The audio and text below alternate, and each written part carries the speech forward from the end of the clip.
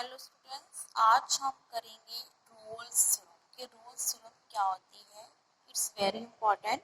Statement क्या है Rolle's theorem की? लेट एफ बी है, कोई एफ आपके पास फंक्शन होएगा जो कि रियल फंक्शन होएगा। डिफाइन किसके ऊपर करेगा? वो क्लोज इंटरवल कि आपके पास एफ कोई फंक्शन होएगा और आपको क्या होएगा, जो फंक्शन होएगा वो किसके ऊपर डिफाइन करेगा? क्लोज इंटरवल के ऊपर। जो इंटरवल होगा वो आपके पास क्लोज के ऊपर होएगा। उसके बाद कंडीशंस क्या है रोल्स थ्योरम की? आपने क्या कुछ करना है, सबसे पहले आपने चेक करना है कंटिन्यूस कि वो कंटिन्यूस है या नहीं है। वो कंटिन्यूस होएगा क्लोज इंटरवल के ऊपर एंड डिफरेंशिएबल किसके ऊपर होएगा? वो ओपन इंटरवल के ऊपर।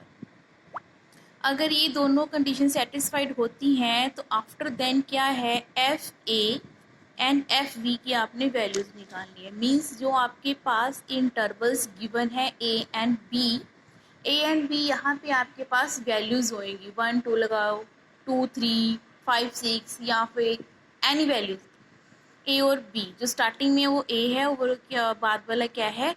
बी। मतलब आप फंक्शन के अंदर F A and F B की वैल्यू निकालोगे, वो दोनों वैल्यूज़ क्या होनी चाहिए? आपकी सेम होनी चाहिए। अगर आपकी दोनों वैल्यूज सेम हैं तो आपके पास एक ऐसा नंबर आएगा जो ए और बी के बीच में लाइज करेगा। वो उसको नेम क्या देंगे? सी। कि ऐसा नंबर होएगा वो सी कि जो ए और बी ओपन इंटरवल को वो क्या करेगा? एग्जिस्ट करेगा। वो एग्जिस्ट कब करेगा? जब कंटिन्यूस होएगा, डिफरेंशिएबल होएगा and F A and F B की वैल्यू दोनों इक्वल्स होएंगे। फिर हम एफ एक्स का डेरिवेटिव निकालेंगे। एफ एक्स का derivative F dash X. C निकालना है तो हम x की जगह पे क्या रिप्लेस कर देंगे? c। मीन्स एफ डैश सी को इक्वल टू क्या रखेंगे? 0। तो आपने ये रोल्स थ्योरम की जो स्टेटमेंट है वो आपने याद करनी है। इसी बेस पे आपके सारे क्वेश्चंस होंगे। मैं फिर से रिपीट करती हूँ, रोल्स थ्योरम्स के क्या रूल्स हैं कि वो कंटिन्यूस होना चाहिए क्लोज इंटरवल पर, डिफरेंशिएबल क्या होएगा? ओपन इंटरवल पर। आफ्टर देन क्या करोगे? आप एफ एंड एफ ए की बी की वैल्यू निकालोगे। वो दोनों वैल्यूज आपकी सेम होनी चाहिए। अगर सेम है तो आप डेरिवेटिव करोगे, एक्स की जगह पे सी रिप्लेस करोगे, इक्वल टू 0 रखना है। तो आफ्टर देन आपकी वो वैल्यू आ जाएगी। वो वैल्यू ऐसी आएगी कि वो इन दोनों इंटरवल्स को बीच वाली वैल्यूज़ होगी। अगर बीच वाली वैल्यूज़ नहीं है तो जो आपकी रोल्स थ्योरम की कंडीशंस है वो वेरीफाइड नहीं होंगी, वैलिड नहीं होंगी। इसकी बेस पे क्वेश्चंस देखो। एफ एक्स है, कोई पॉलिनोमियल्स गिवन है, कौन सा इंटरवल है? 2 3। 2 3 वही ए और बी। जब कोई पॉलिनोमियल्स होता है बेटा, पॉलिनोमियल्स गिवन होता है तो वो हमेशा ही कंटिन्यूस भी होएगा और डिफरेंशिएबल भी होएगा। तो आपने कंटिन्यूस के लिए क्लोज इंटरवल लगाना है और डिफरेंशिएबिलिटी के लिए आपने ओपन इंटरवल लगाना है।